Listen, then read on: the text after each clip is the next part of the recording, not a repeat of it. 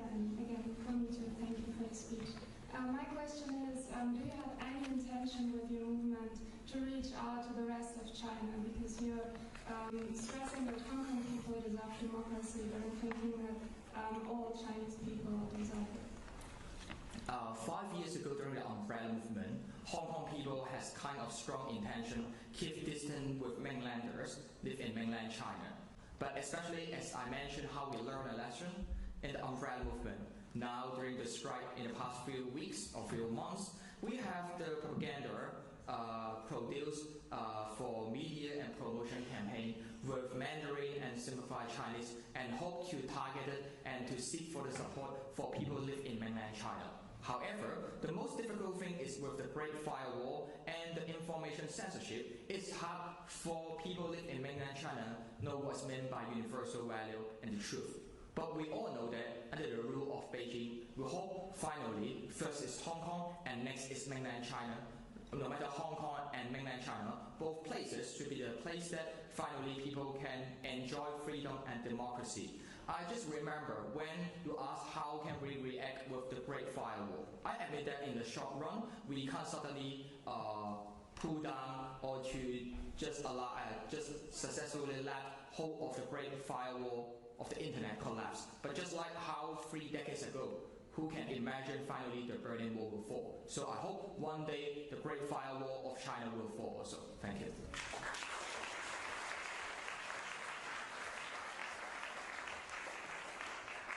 Hi Joshua, I have 2 questions. The first one is if people in Berlin want to get involved and actually help and show the solidarity, what is it we can actually do, not only in Berlin but also in entire Germany? And my second question is, what do you think, how will the protests in Hong Kong have an effect on Taiwan, especially regarding the upcoming presidential elections? Thank you, and thank you for what you're doing. Thank you. In Hong Kong, in Hong Kong or Taiwan, in the past we might say that today Hong Kong, tomorrow Taiwan, which related to the interference of Beijing authorities. But instead of having such kind of negative prediction, I hope to be more positive and more optimistic.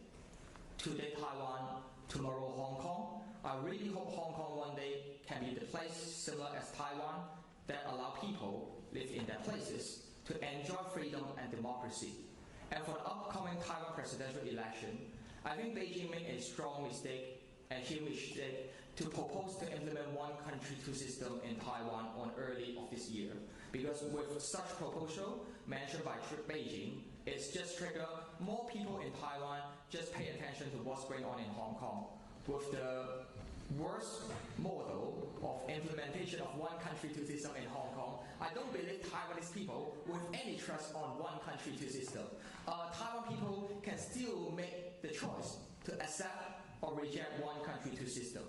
But a few decades ago, during the closed-door negotiation of the Sino-British Joint Declaration, Hong Kong people even don't have a say on it. And that's why we have to continue our fight and determine our own destiny.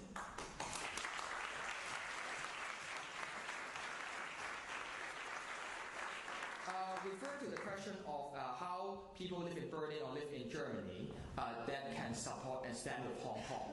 I think how to put more pressure and advocacy and to urge MPs of your district to support Hong Kong is really important. We know for the administration, for the German government, they might have certain hesitation or burden, and it might be more difficult for them to take a tough line to against China authoritarian rule towards Hong Kong. But I hope in the parliament they will have more and more politicians. They can support Hong Kong people that stand in the front line to against the crackdown of human rights. And apart from some of my sharing, I think Mo, who in the previous day worked in the Germany consulate of Hong Kong, can also share some of the insights. Yeah. Right. Today I'm wearing this T-shirt. It's 1/2,000,001. It means we're all one of the 2,000,001 people who took to the street on the 16th of June. Now you ask how people in Germany can help in Hong Kong. Imagine 2 million of people taking to the street in Berlin or any part in Germany to tell Frau Merkel, stand up for Hong Kong. What do you think she will react? I think if she doesn't, then maybe 4 million. Then the federal government will surely respond to the demands. And it is because you have democracy. If 2 million people take to the street, the government doesn't listen. 4 million, they will listen.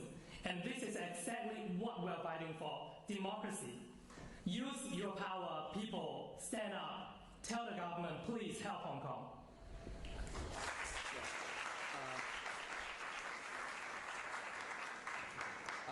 One point I would like to add is before the weekend before 1st of October, the Chinese National Day, I know country or city around the world might have certain assembly or demonstration to support Hong Kong's democratization.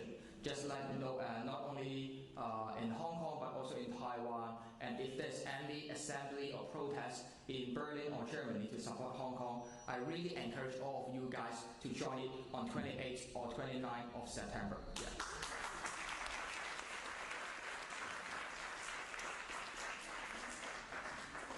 Hi Joshua, I'm Sabine, and I wanted to ask if you think Britain should show more support since they are the ones who signed the one country, two system contract, and are you also going to London, and should they show a stronger stand?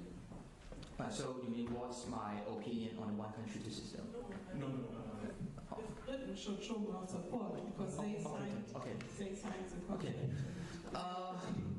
Yeah, the Hong Kong future negotiation before 1984 is just include the representative from UK and China to participate. Hong Kong people even can't send any delegation and a representative and never have a say on it. It's really ironic when we discuss about the future of Hong Kong and how will the political and economic status of Hong Kong change after 1997. But Hong Kong people even can't have any representative to join the negotiation. And this closed-door negotiation just decided the sovereignty of Hong Kong will transfer from UK to China. Of course, we can't decide our destiny a few decades ago. But I hope when Hong Kong people facing the expiry date of the Sino-British Joint Declaration, which related to the 50 years unchanged policy, I hope in 2047 the political and economic status of Hong Kong could be determined by Hong Kong people instead of just being dominated by Beijing. And I hope, and also I'm aware, even UK government now is suffering in the chaos of the Brexit arrangement or etc. And it's just result in they have less incentive to support Hong Kong's democratization. But just like how UK government stopped the crowd control export to Hong Kong government, they stopped to export riot police weapons to Hong Kong since late of June, to be the first country make such announcement, and later on how on late of July, European Parliament just passed the resolution to urge European country not to export those weapons to Hong Kong. I think UK government, they take a more active role because they signed on the Sino-British Joint Declaration, and Beijing claimed that the Joint Declaration is invalid and they should not keep silence because Beijing do not respect on the international treaty. They should need to pay the price. Thank you.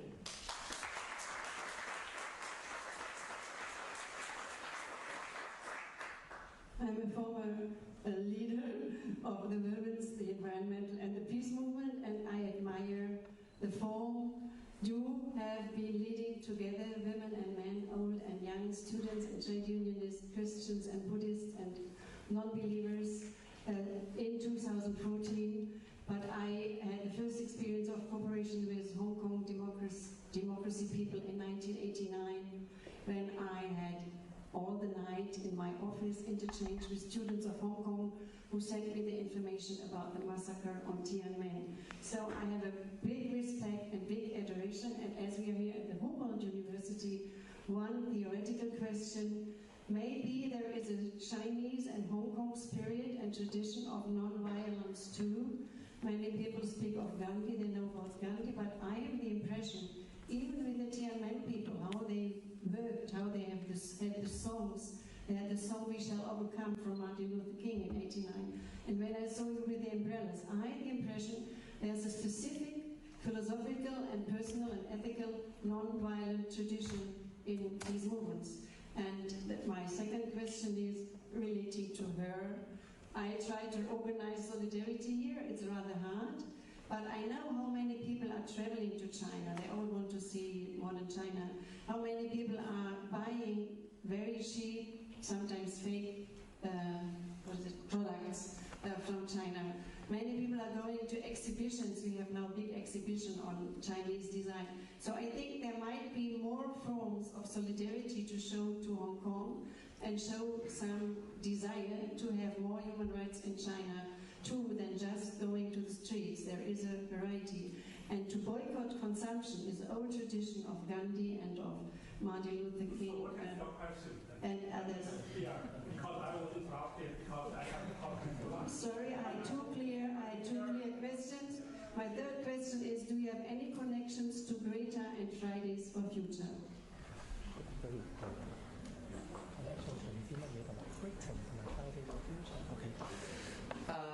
So we strongly hope to show the solidarity of Hong Kong movement and to put in touch with different campaigns, no matter Friday for Future or how we're strongly aware on those strike and protests against the climate change. And I hope to emphasize more on what's going on and how we could hope to put influence on China. Of course, it would be a good trend, first Hong Kong and next mainland China. But now Hong Kong people entering mainland China face far more risk than we imagined 5 years ago. Now Hong Kong high school teachers are considering should they cancel the student tour that enter mainland China because it may just put risk on them. At the same time, several Hong Kong ordinary citizens that has joined the protest result in being detained inside mainland China and just put their life in risk. So I think how the tactics of Beijing authority changed from 5 years ago till now, we really need to, with the try and error, and to learn and to overcome it. And I just hope people could realize that now the dynamics is totally different with 5 years ago. But with our creativity and with our courage, I just hope we can overcome those difficulties. And when Hong Kong government is still using the tactics 5 years ago to handle the protests, at least we've done far more better than that. Thank you.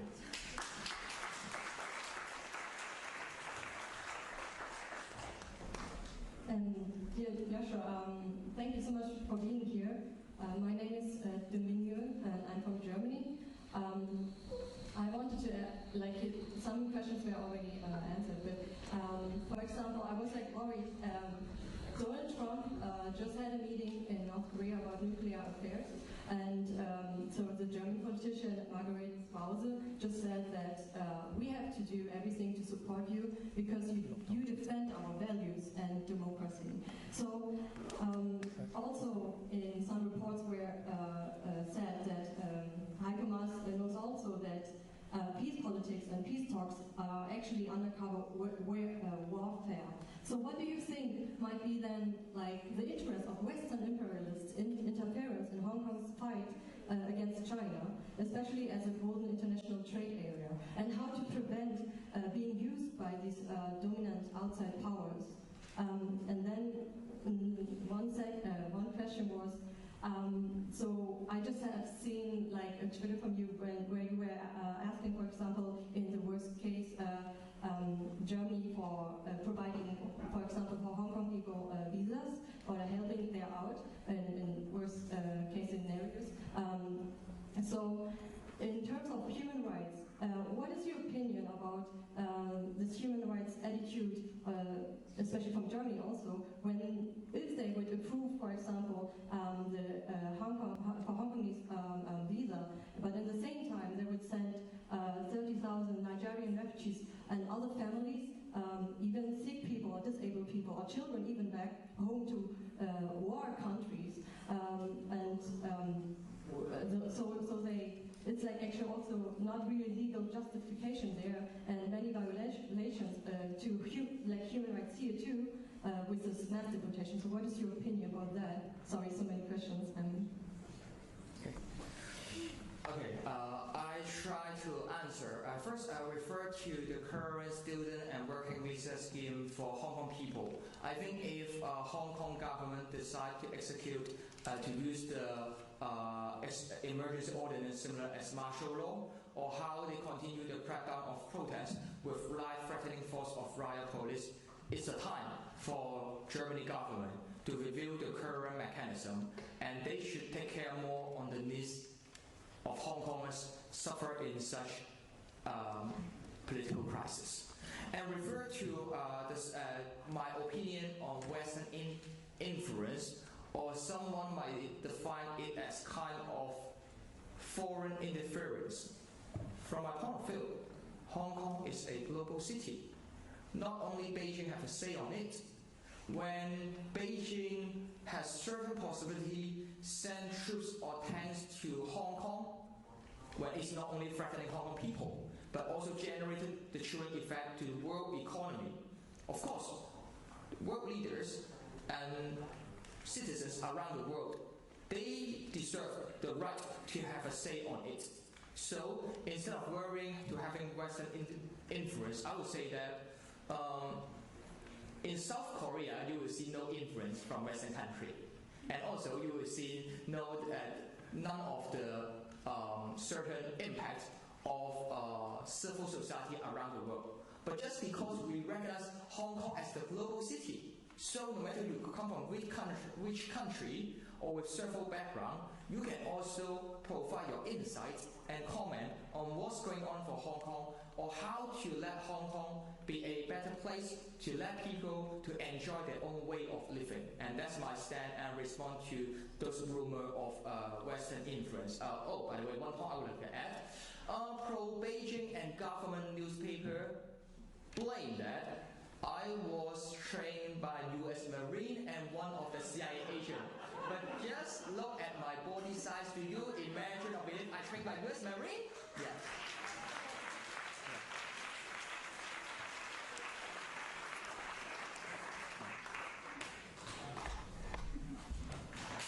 Hello Joshua, welcome in Berlin. I have a more personal question for you. You serve as a role model for a whole generation in courage. What is your inspiration? Where do you take your political, moral, ethic views? Netflix or? Thank you.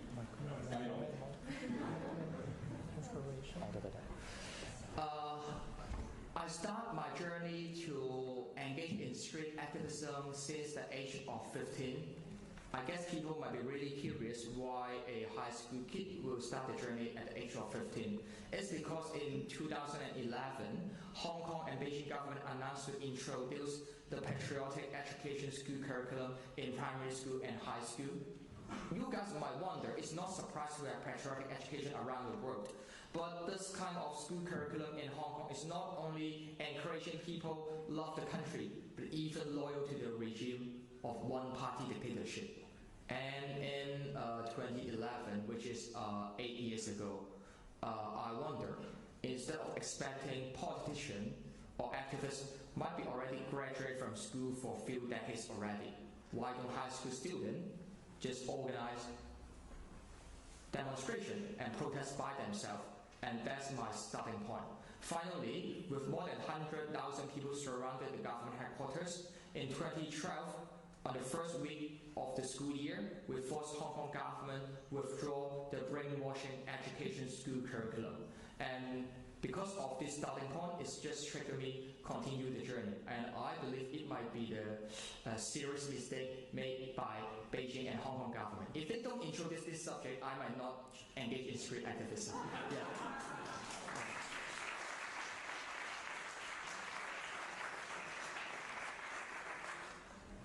Hello. Freedom and democracy are aspiration for all of us. Therefore, the opinion of minority should be tolerated and respected. Fighting for democracy and freedom is one thing. It's easy to convince the people around the world to support the movement in Hong Kong. But if you are talking about the new Berlin or the new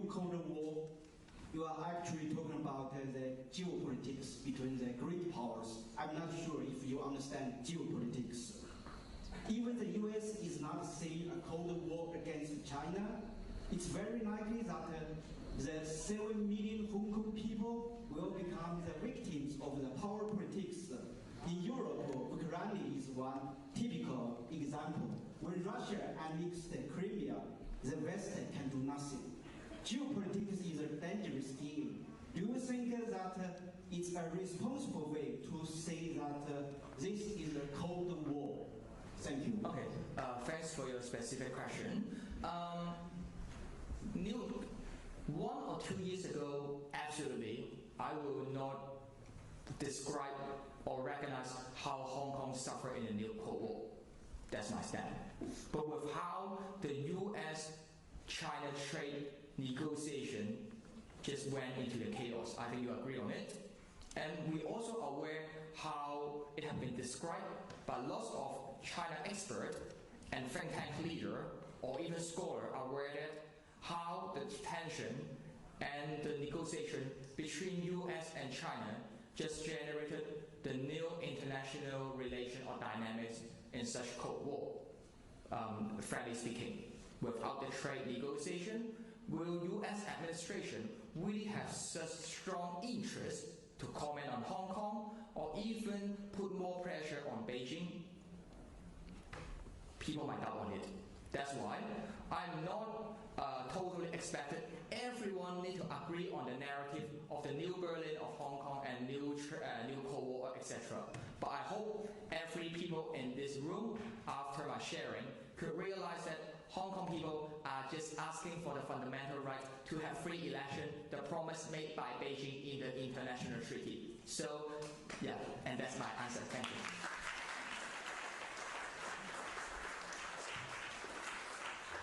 Hi, Joshua. I'm Adam from Australia.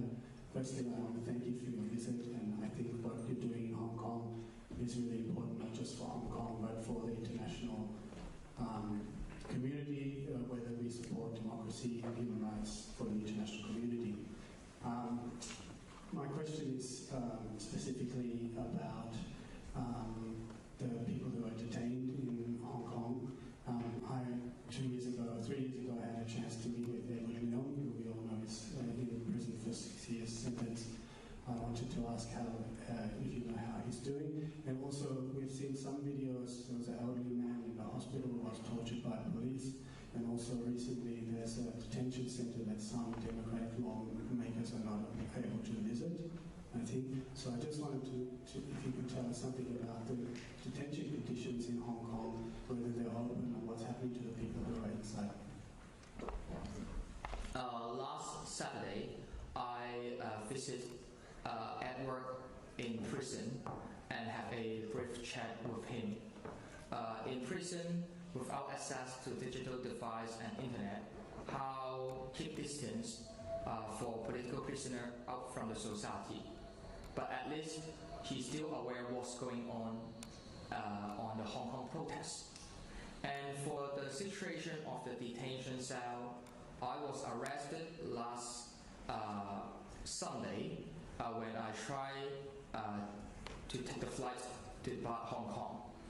I would say that if for Hong Kong riot police, when they need to handle arrested person with political background or certain popularity, just like me, they will be more careful.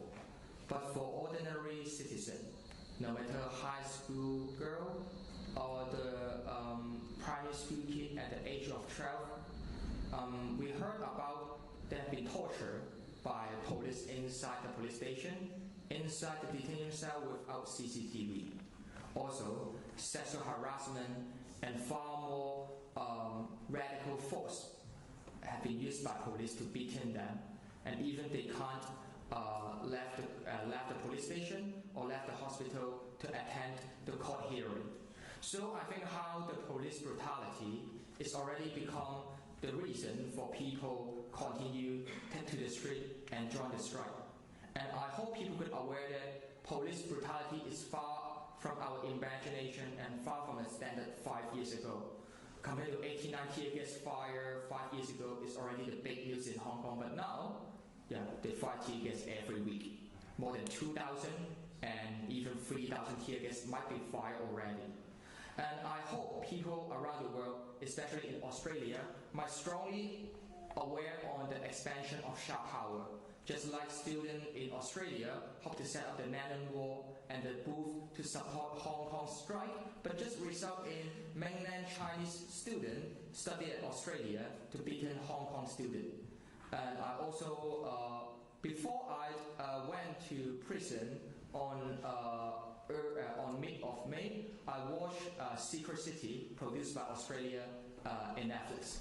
And I think how they are not only time. Yeah, I still have time to watch Netflix sometimes. Yeah.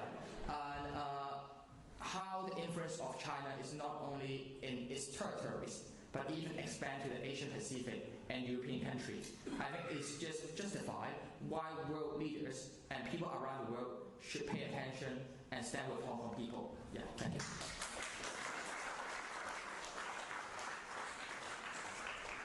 Hi, Joshua. Hi, Joshua. Thanks for your talk and thanks for your hard work. I'm a PhD student working on social movements in Hong Kong, so I hope my question is not too specific, but I ask it nonetheless. You mentioned that there's a difference between being a facilitator and a leader of a social movement. I was wondering if you could tell us more about that. And also, I was wondering if you see any downsides in the leader business of the movement. Okay. What do you think are the advantages and disadvantages of the leadership? Thank you. Right, I may have the chance to answer this question before Joshua.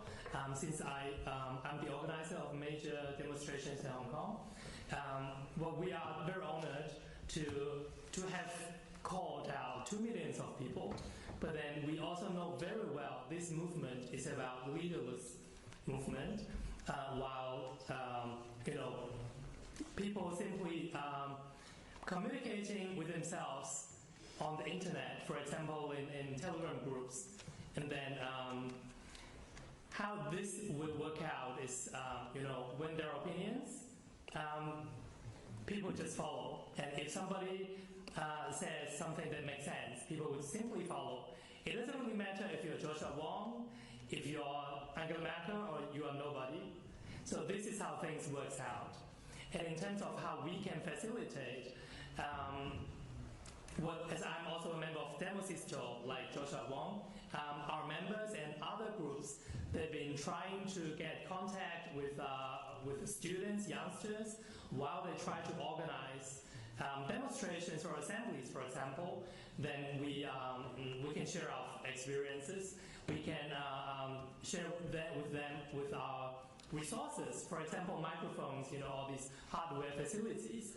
And at the very beginning of this movement, I would say in June, when people took the streets, even without the organization of demonstration by us, because we are normally the organizers, and what we saw a danger because they are inexperienced, and people took to the streets out of anger, out of discontent, and they couldn't make their demands very clear. And what we've seen from the screens is, people shouting, people surrounding the police headquarters, so that one of our role is to try, at that time being, is to try to put everything back on track, to have press conference, to make our demands clear, so that these people, these young people, they have time to learn, to not just have a very loose organization. So these are the ways that we have helped them, and hopefully in the future they won't be needing us anymore, because in Hong Kong we have democracy. Everyone's voices needs to be heard, and everyone can organize anything. Okay.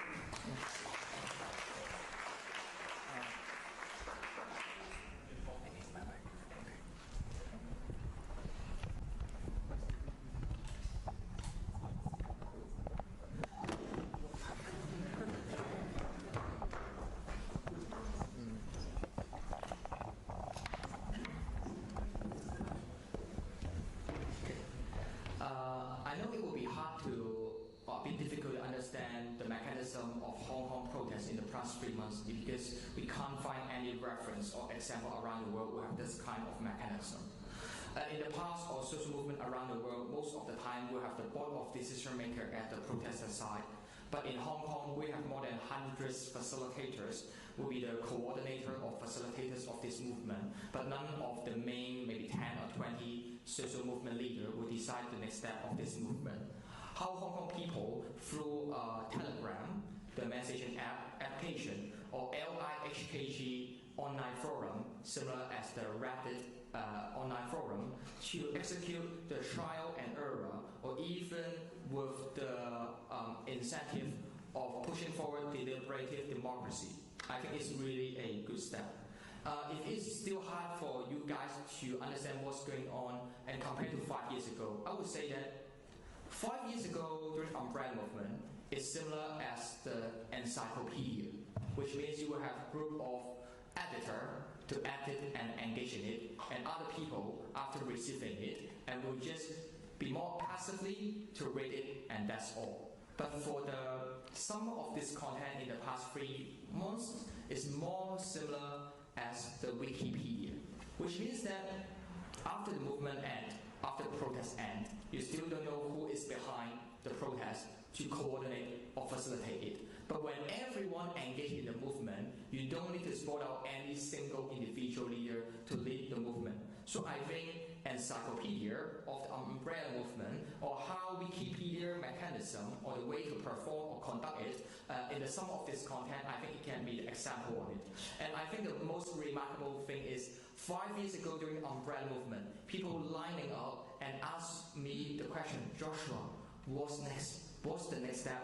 What should we do? But now, when everyone engaged in this movement, no one will ask me such question anymore, because everyone had the self-initiative to engage in this movement spontaneously. Thank you.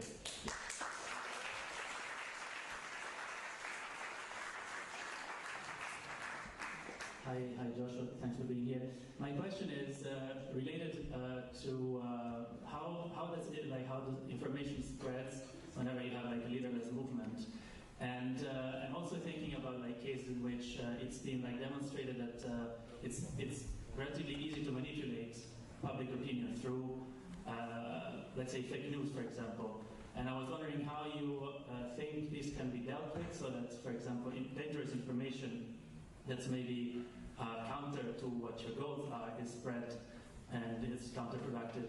And the second question is whether you're seeing the type of like high-tech surveillance that China is known for in mainland, whether you're seeing that in Hong Kong. Okay. First, I will apply on the mass surveillance system. Beijing already openly declared that they hope Hong Kong one day can apply the social credit system. Of course, they have not provided a timetable yet, but when will be the day come, no one knows. Apart from the social credit system, facial recognition system has already been widely used in Hong Kong. Why people to wear masks? It's because they're afraid that it's not only targeted themselves, but also targeted their friends or family members. So how to deal with this kind of mass surveillance system is the challenge and the difficult question. It's really hard for me to answer in the short term, but I hope with the engagement of protesters and citizens, we can find out the solution. And respond to the situation of the protest. I think how the information spread in the protest past 3 months is really unique. The largest Telegram group to mobilize citizens has more than 30,000 members in that Telegram group. And when every citizen that interested and hope to engage in the movement, they will download the Telegram messaging app to enter different Telegram group. For example, when we have different protests and sit in demonstration in several districts, why it can be organized is because different online citizens, they just enter different district group and to have certain coordination to organize protests in several and different residential areas. So I think a whole of the mechanism in the past 3 months, it seems to be a bit similar as the online game. which means that you will browse the online forum to browse on the tasks that you can choose to engage in, or browse on the campaign that you hope to contribute, no matter having the crowdfunding campaign on the newspaper advertisement, or provide the gas mask for the frontline youngster, or to drive the private car and to help those demonstrator or protester, or just interested in different kind of protests outside of your school or your workplace. So with how we browse the online forum, and we have the list of tasks that we can choose, and we choose to enter that specific Telegram group and to have concrete discussion. So it's kind of crowdsourcing mechanism and kind of deliberative democracy. And I always think that why Hong Kong can have this kind of protest is because Hong Kong people apply their working style, be energetic, efficient, and effective from the workplace to their protest. And that's the reason for us to have such a remarkable protest.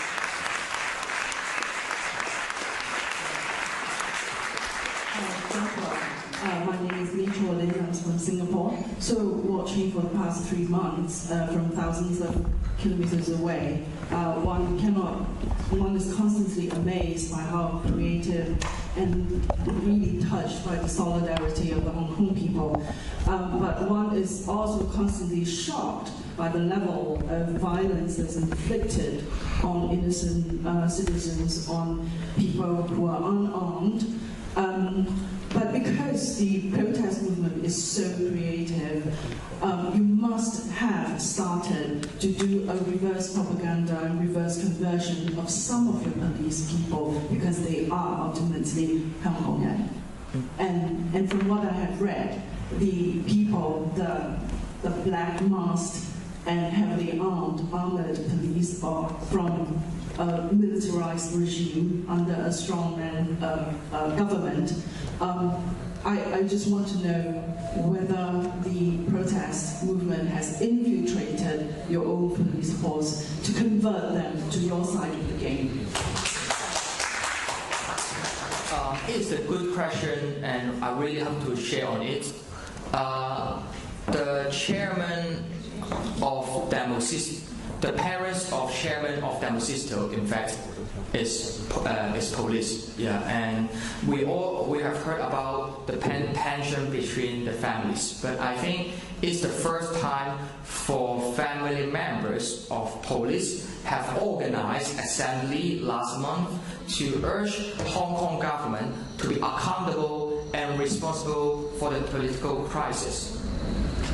Yeah, and last Sunday, when I was arrested by police and detained inside the police station, those police just asked me, Joshua, what's going on? And they even asked me why we, which means police, need to take to the street every weekend. It's really exhausting and tired. And that's what they told me. Of course, I think in the heart, they may enjoy beating people, use tear gas or rubber bullets. They might be really enjoy it on June or July or in August, but I think till September, they finally find some of the ironic situation is where is President Xi and where is Carrie Lam? The whole dynamics is how Hong Kong government and Beijing just stay behind of riot police. When riot police stand on the front line, hope to stop the protest, government official just stay in the meeting room with air condition and do nothing, and refuse to solve the political crisis by political system reform. So I think how family members of police has the idea to organize assembly and put pressure of the chief of police force is really remarkable. And how some of the police resign and even already declared they will run for office on the upcoming district council election to support democracy. It's always show that how even inside Hong Kong police force, there has much more conflict. And we have solidarity, but they don't. Yeah, thank you.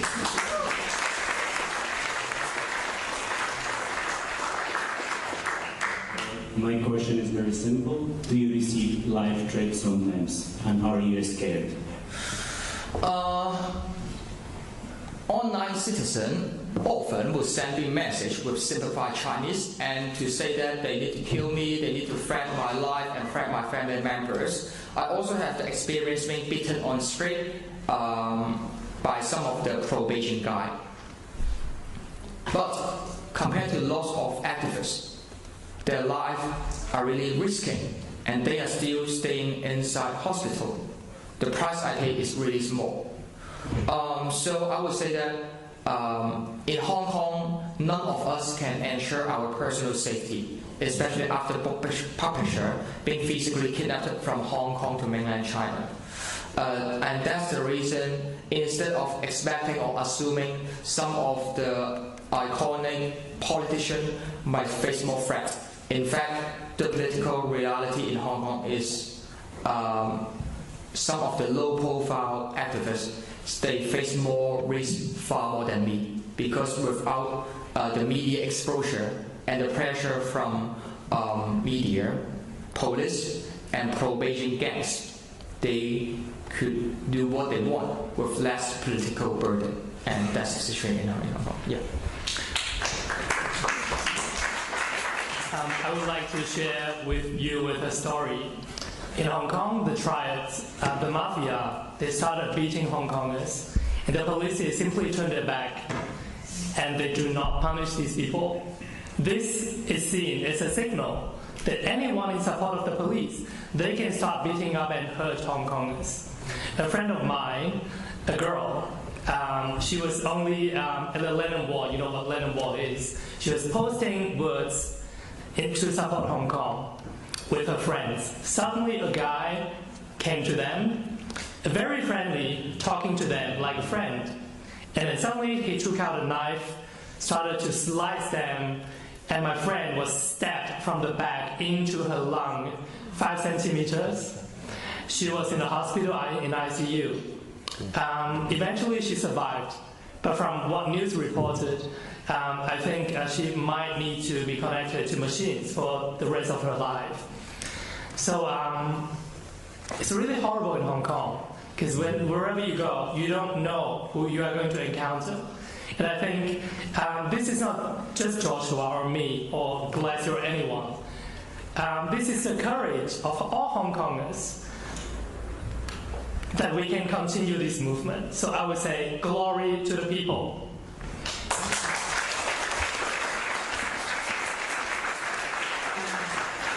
Hi, Joshua.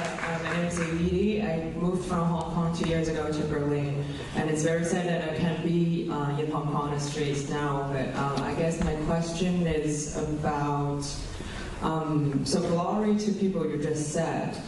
Who are the people? Like, this is the protest is about democracy, about majority, but I wonder if the minorities also have a say in this movement. For example, that domestic helpers, we all know that they live in a subhuman condition in Hong Kong, and it has been an issue for a long time that has been ignored by the society. And we also saw that at the beginning of this movement that the pro-establishment parties have manipulated certain protests to basically protest against the minorities living in Shantou or. So my question is, do you think it has been a consideration, if we talk about human rights, that these minorities in Hong Kong or refugees seeking asylum in Hong Kong, should their demands be considered, apart from the 5 demands? Okay. Refer to your question. I remember last month when I joined the rally, even the labor union of domestic helper joined the strike, because they are aware that how democracy and freedom is beneficial for them to have a more stable workplace and also a better country or city for them to work in. What is meant by solidarity campaign, from my point of view, apart from expecting domestic helper or ethnic minority to support democratization in Hong Kong when domestic helper needs help, or how ethnic minority is suffer in the abuse of power and the inequality, it's also our responsibility as Hong Kongers or as Chinese to support them. So in pro-democratic camp and in civil society, not only political activists just like me, with lots of civil society NGOs, we really hope to let more and more people that might be minority, that might not be easily under the spotlight of the society, their voice can still be heard by the majority. Of course, I know it's not easy, but at least how to let them have a say, and we can have a free election, have a vote to let Hong Kong can be a place with more equal society, and that's also our goal. Yeah. Because of the time, probably we'll limit to 2 questions before we end. Right. I just add some very simple remarks. In response to your question just now, that people march against the ethnic minorities in Shanghai-Po. I think some people might have the idea that these people are taking our money, our resources, but then this is a democratic process. People are learning. I remember that march, that demonstration, a lot of people, like 100,000 people took to the streets, but they are not against ethnic minorities. Of course, some people might have posted something against ethnic minorities, but I think Hong Kong people, we are really lovely, because the majority, we try to ignore these appeals, and we simply grab their hands, because they are our friends. Ethnic minorities, Pakistanis, Indians, they are Hong Kongers, and to now, I only see solidarity. I don't think any Hong Kongers, they will still take to the street to say no to ethnic minorities.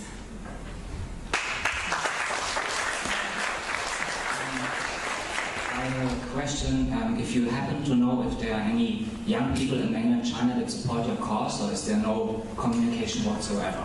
Is the gap too big? Of course, some activists that are more low profile who have connection with activists in mainland China, but absolutely not me as the one directly contact with them, because I would just put risk on them. Some activists in mainland China show their support to our cause on anti-extradition bill, but it's just result in they being arrested and detained. But at least it's just proof that oppositional voice is not only come from Hong Kong, but also from mainland China. Yeah.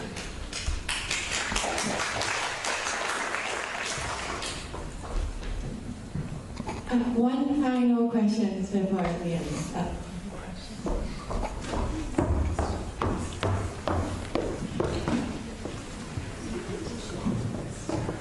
Hello, Wang Zhifeng. I have a simple question. I'm a doctor, and I could save life, and I'm proud of it. And my question is, what skills do you have to contribute to this society, to this world, except giving talk everywhere and organizing activities that make people hurt and let them to the hospital? And what are you asking? Before you answer this question, I want to give you 2 sentences. The first is Chair Mao's quote. No. Why no? Sorry, can you repeat your last line? I'd love to answer your question, but can you repeat your last line? Before you answer my question, I want to give you 2 sentences. The first is 蚂蚁圆环夸大国蚍蜉撼树谈何意? The second sentence is 一国两制持续50年不变. Okay, but you can answer my question. Yeah, and now it's 1 country, 1.5 system already. Sorry.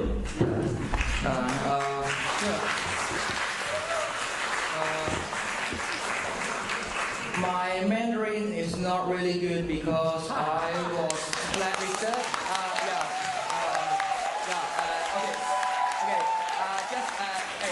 Excuse me.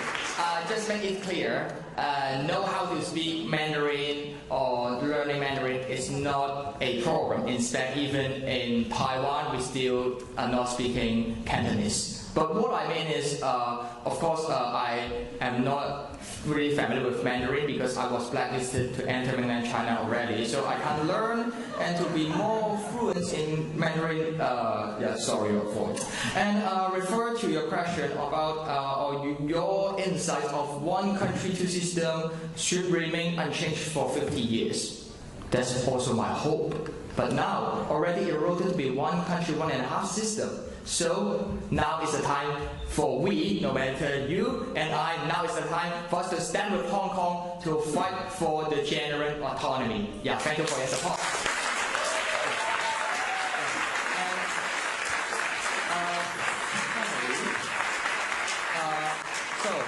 After answering this interesting question, I hope to say that thank you for the coordination and the help from Germany, Stand With Hong Kong, the NGOs that help us a lot.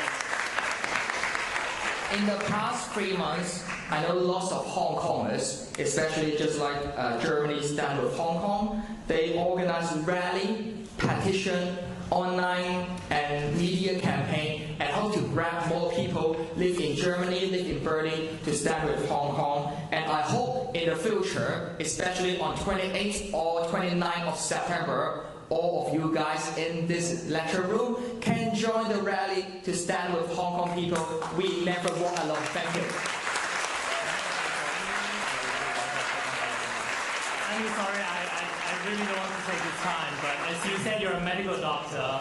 I would like to remind you that in Hong Kong, the injured people, protesters, or just citizens, they don't dare to go to hospitals because police will hunt them down. They will go to hospital and arrest any people hurt in specific areas. And some medical personnel, maybe like yourself, might even call the police to arrest the protesters. What we are doing is to fight for freedom. And there are so many doctors working underground for these people who don't dare to go to hospitals. And these doctors in Hong Kong, they're overloaded. They're calling for help. So you as a medical doctor, maybe first thing that you can learn is to determine what is right and what is wrong. Because beating people up is incorrect. Second thing is, you might learn from your fellow doctors and to help people instead of criticizing freedom. Thank you.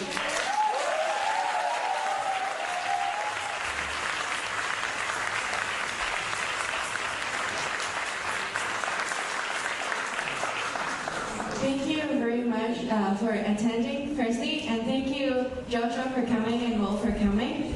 And we would love to acknowledge once more our organizer, Germany Stands With Hong Kong. Thank you for their contribution for the past 3 months and petitions, organizing rallies, and in many other ways pushing for attention in Germany for Hong Kong situation. And they are facing pressures from various kinds of authorities, so please show our support to them. And later, there will, in the 9th of June, there were assemblies gathered in Berlin in support of Hong Kong civil movement. And we have a humble wish that there will be some other events coming up. So if you're interested in supporting them in Hong Kong, you can take a look at the leaflet or come to the counter to register for the newsletter they have got to they prepared for every one of you.